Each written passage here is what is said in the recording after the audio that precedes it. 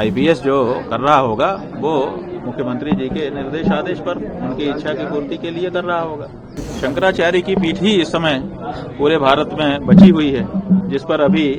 सत्ता पक्ष का कोई व्यक्ति नहीं बैठ पाया है। उनकी कोशिश है कि जैसे उन्होंने हर संवैधानिक पद पर अपने आदमी बैठा लिए, जैसे उन्होंने हर विश्वविद्यालय के कुलपति के पद पर अपने आदमी बैठा लिए, जैसे उन्होंने बाकी कई जगहों पर अपने आदमी बैठा लिए, वैसे वो चाहते हैं कि शंकराचार्य के पद पर भी हम अपने आदमी बैठा लें। भाई हमारा उनका व्यक्तिगत न तो पहले से कोई परिचय है, न तो कोई बातचीत है, न तो कोई स्वार्थ टकरा रहा है। आईपीएस जो कर रहा होगा वो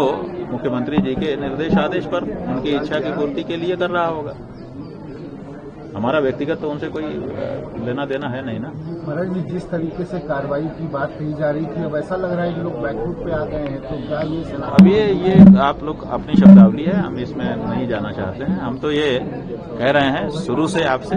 कि हम यहाँ पर उपस्थित हैं और आपकी कोई भी जांच है उसमें सहयोग करने को तैयार हैं, और अगर कोई आरोप लगाया गया है तो उस आरोप के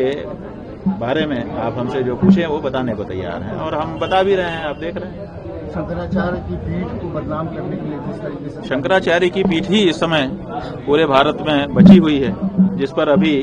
सत्ता पक्ष का कोई व्यक्ति नहीं बैठ पाया है। अभी तक सनातन धर्म का मानने वाला, पालन करने वाला व्यक्ति ही शंकराचार्य पीठ पर है। उनकी कोशिश है कि जैसे उन्होंने हर संवैधानिक पद पर अपने आदमी बैठा लिए, जैसे उन्होंने हर विश्वविद्यालय के कुलपति के पद पर अपने आदमी बैठा लिए, जैसे उन्होंने बाकी कई जगहों पर अपने आदमी बैठा लिए, वैसे वो चाहते हैं कि शंकराचार्य के पद पर भी हम अपने आदमी बैठा लें। तो इसीलिए जो परंपरागत शास्त्र को मानने वाले, वेद धर्म को बताने वाले शंकराचार्य हैं, वो उनको अब सुहा नहीं रहे हैं, क्योंकि जो वेद को